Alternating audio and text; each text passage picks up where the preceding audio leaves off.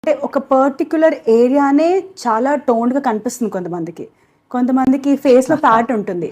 రియల్గా వాళ్ళు వర్కౌట్ చేస్తే టోటల్ బాడీలో వాళ్ళకి ఫ్యాట్ లాస్ అవ్వాలి.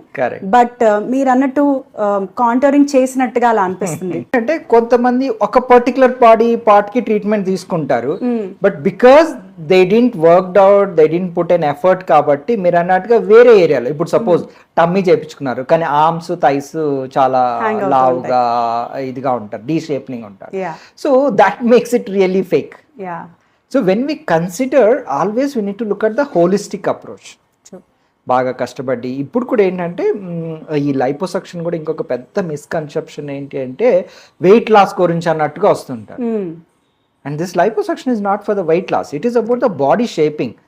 అండ్ మనకి ఏంటంటే ఆల్రెడీ వెయిట్ లాస్ డయట్ ఎక్సర్సైజ్తో చేసుకుని తర్వాత మిగతా వడవర్ ద స్టబర్న్ ఫ్యాట్ ప్రాపర్గా బాడీ షేప్, ఒక అబ్బాయిలకి ఎస్పెషల్లీ ఇన్షర్ట్ చేసుకోలేరు, కోట్ వేసుకోలేరు, ఇక్కడ బల్జెస్ ఉన్నాయి లవ్ హ్యాండిల్స్ అంటే, then we do treat all those things to get a proper shape.